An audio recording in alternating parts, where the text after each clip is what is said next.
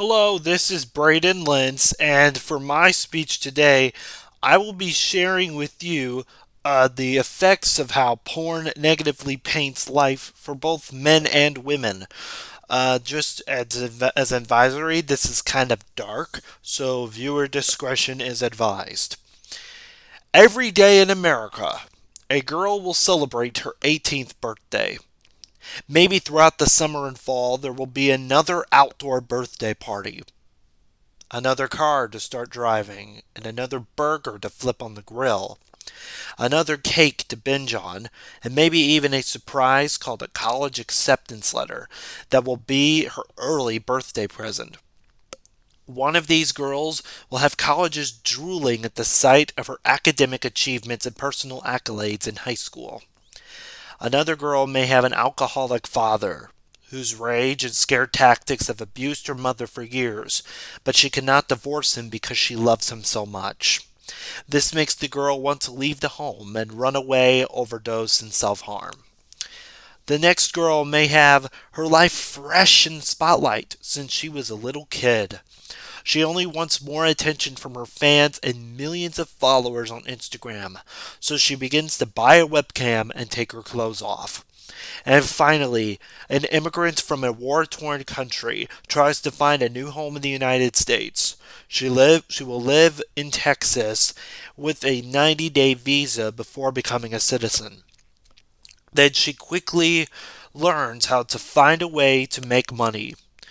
These girls live different lifestyles, living in different parts of the globe, only separated by only miles and hours apart.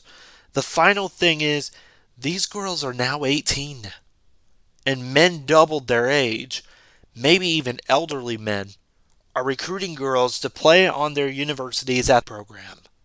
Some girls get recruited at 13, while other girls might be as young as 16 or 17. In the end, one of these girls may look for ways to find money, while being naive and skipping the chance of a work program, or an education. Some girls will make millions making pornographic videos and having unprotected sex with men they have never met. Porn is not just an 18-year-old girl issue.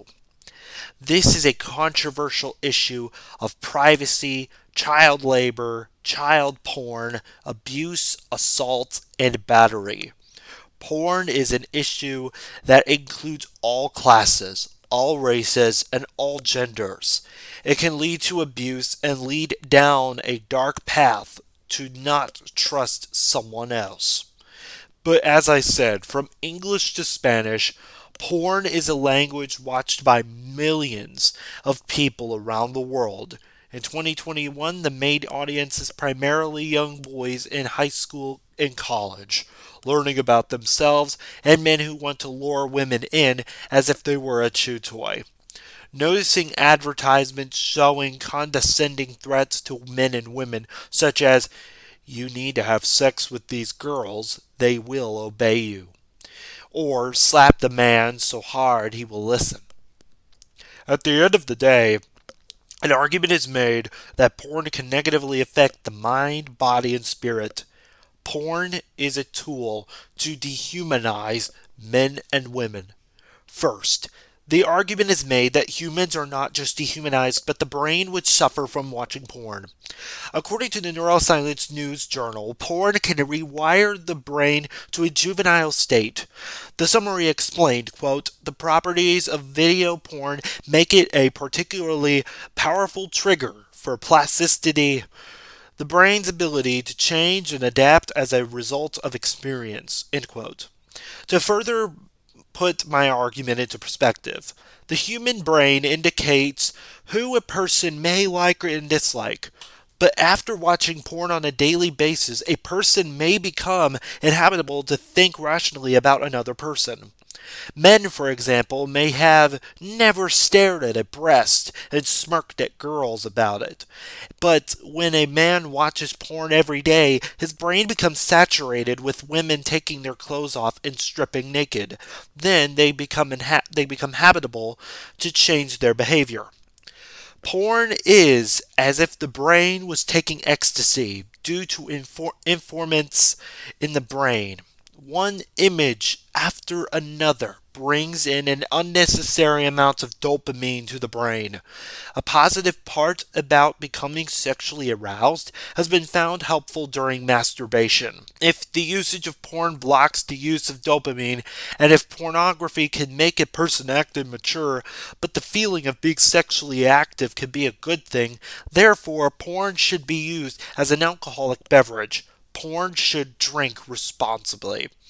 Second, the most damaging part of pornography is when particularly men overwatch videos featuring sex trafficking and mistreatment of women. The Guardian news writer Michael Seath wrote, quote, "With our cohort on men, there are two groups. The first is older men whose sexual education is awakening came before the internet. They will have in the main learned about sex with another person who gives feedback, resistance, and encouragement. In addition, he states, before the internet, there was a ceiling on how much porn you could consume. Maybe your dad had some.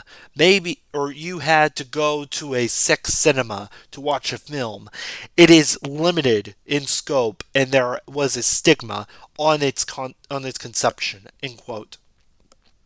In 1999, a total of 2.5 million people were victims of sex trafficking, and as the internet evolved into what it is today, porn has not become mainstream in society until the invention of websites such as Pornhub, Chatterbait, and YouPorn, which were founded in 2007, 11, and 2006.